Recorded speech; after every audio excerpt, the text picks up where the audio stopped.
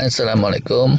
Aslinya ya, Dr. Jason Fung itu spesialis ginjal, tapi populernya malah terkait obesitas dan diabetes. Buat yang serius gitu ya memantau soal obesitas diabetes kekinian, mungkin namanya ini udah terasa familiar, bahkan bisa ada yang berseloroh tuh. Siapapun yang praktekin intermittent fasting itu belum afdol kalau belum tahu Dr. Jason Fung. Yalah, tinjau sedikit, bukan soal ilmunya, tapi tentang orangnya. Izin ini kepada Dr. Jason Fung dan ahli keluarganya dan handetolannya. Kalau ada info yang salah, mohon dimaklumi, karena ini mensarikan dari berbagai sumber di internet. Jadi ya, tahun 2024 gitu, Dr. Jason Fung itu umurnya sekitaran 50-51 tahun gitu, kalau menurut beberapa sumber. Walaupun kayaknya turunan Asia, dia itu lahirnya di Toronto. Toronto ini mirip bahasa Madura ya, padahal dia itu nama kota di Kanada sana. Dinginnya nggak karuan tuh kalau winter time. Masa kecil dan masa mudanya Jason Fung itu nggak terlalu banyak di-sharing. Tapi yang jelas dia itu lulusan sekolah kedokteran di University of Toronto.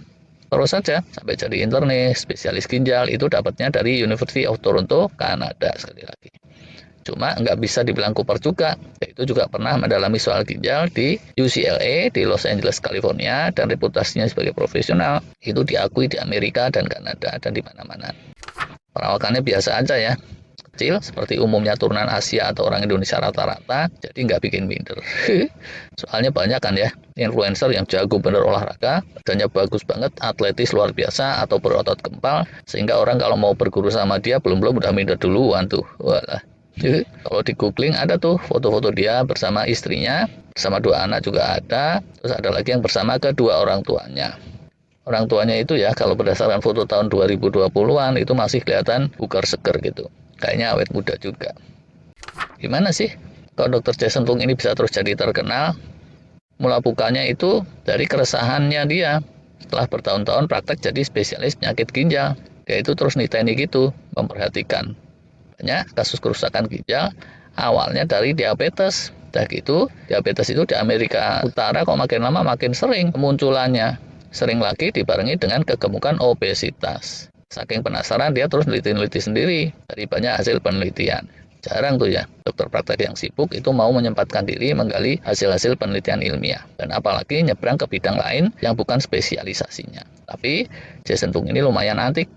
Sampai kemudian dia itu jadi punya pemahaman mendalam soal kesehatan metabolisme, obesitas, diabetes, resistensi insulin kayak gitu. Teruslah berdasarkan pemahamannya itu di sekitaran 2016-2018 dia menerbitkan buku yang lumayan booming terus jadi buku yang berpengaruh dan jadi rujukan dokter-dokter kekinian di mana-mana. Judul bukunya yang terkenal The Obesity Code sama The Diabetes Code. Bikin banyak orang istighfar kali ya. Istighfarnya itu karena ya namanya penyakit diabetes kencing manis itu sebetulnya udah dikenal oleh umat manusia sejak zaman Mesir kuno ribuan tahun yang lalu. Bela kok, di abad ke-21 ternyata fondasi-fondasi pemahamannya masih banyak yang kurang tepat.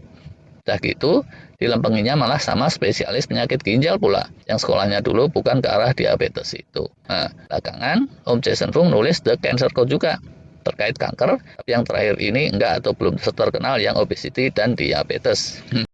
Kedua buku itu ya berpengaruh dan jadi bestseller karena banyak meluruskan pemahaman-pemahaman keliru terkait gula darah, insulin, dan seterusnya gangguan metabolisme dan terus dijadiin basis sama yang lain dalam mempromosikan intermittent fasting, diet rendah gula karbo, dan serangkaiannya.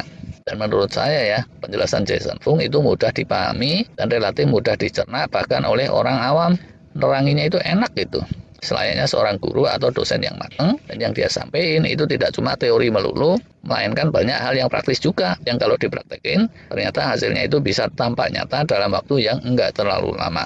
Bola salju terus jadi bergulir dan Dr. Jason Fung berperan di situ. Sebenarnya sih ya, semua yang dia sampaikan itu second hand loh, bukan dia yang neliti. Yang neliti itu pakar-pakar lain dan udah ada sejak lama. Soal fasting gitu ya, diet rendah gula karbo itu kan sebenarnya udah dari lama ada. Tapi ya sebelum buku-buku Jason Fung bestseller, tata laksana penyakit diabetes gitu-gitu aja. Masih pakai cara-cara lama yang kurang efektif. Tentunya ini pejuangnya bukan Jason Fung seorang ya. Guliran pertamanya aja tuh yang dari dia. Tapi selanjutnya itu rame-rame lah. Komunitas kedokteran dan peneliti-peneliti progresif menajamkan tata laksananya untuk ngatasin gangguan metabolisme, resistensi insulin, obesitas, dan diabetes. Kalau sekarang di Amerika Utara, dokter-dokter yang nggak tahu ide-idenya Jason Fung itu mungkin cuma dokter-dokter yang tinggal di gua atau di atas pohon. Ada apa nggak sih yang kayak gitu? Tapi dokter yang tinggal di gua atau di atas pohon, jangan-jangan di Indonesia juga ada, walau alam. Demi amannya, silakan aja tuh untuk dengar-dengar atau baca-baca sendiri sharingnya Dr. Jason Fung. Walaupun nggak selalu merujuk langsung ke dia, selama ini ya bahan-bahan terkait fasting kayak gitu dan terkait metabolisme, resistensi insulin, gula darah, autofagi dan seterusnya yang ada di kanal kita, itu juga banyak terpengaruh oleh pendapat-pendapatnya dari Dr. Fung.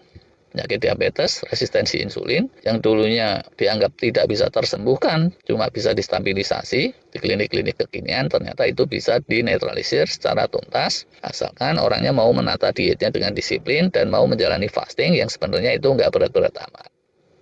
Berat atau enggak ini relatif ding ya. Kalau buat masyarakat secara umum bisa dibilang itu enggak berat, tapi buat kalangan tertentu bisa aja ini tuh berat. Kayak orang mesti rutin bangun pagi jam 5 gitu lah ya. Kalau dibilang berat kan sebenarnya ya tinggal pasang alarm aja kan selesai. Tapi realitanya banyak juga yang nggak bisa bangun sepagi itu. Tahu lah ya yang saya maksud. Tapi kalau soal fasting, kesan saya ada satu catatan nih, Dr. Fung itu tidak terlalu suka dengan ide-ide dry fasting yang kayak puasa muslim. Kebalikan ini sama Dr. Midi Pels kayak gitu. Jadi kalau yang suka dry fasting kayak saya, ya udahlah, soal itu mesti cross check sama yang lain. Soal makan di waktu sahur itu juga dia nggak pernah nyebut-nyebut tuh. Harap malum, dia ini dokter lulusan Toronto Kanada dan bukannya santri lulusan Tebu Ireng Jombang. Walah, kalau yang lulusan Tebu Ireng itu Cak Untung kelahiran Denanyar. Walah, habis dari Toronto Kanada kok minggu ke Denanyar barang nih. Sorry. Jadi ya, walaupun di Amerika Utara sana dia dianggap salah satu gurunya fasting, tapi untuk beberapa hal menurut saya dia ada blind spotnya juga. Namanya manusia kan ya, yaitu Dr. Jason Fung, bukan Cak Untung. Walau alam. Tapi dunia luas lah ya. Untuk melengkapinya, para penggiat fasting bisa cari-cari guru fasting yang lain. Itu deh kira-kira sekilas lintas tentang Dr. Jason Fung. Lebih kurangnya mohon maaf. Izin kali ini pendek aja. Terima kasih.